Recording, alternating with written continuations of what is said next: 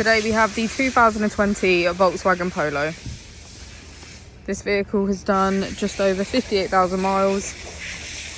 It has a manual transmission and a petrol fuel type.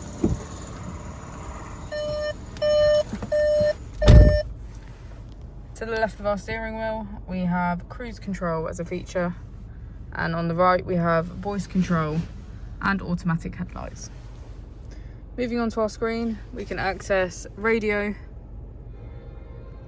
media, smartphone integration and voice control. On the right we have Apple and Android CarPlay, sound, our vehicle settings and menu. If we put the vehicle into reverse, we can see that it comes with front and rear parking sensors. Just below we have our AC.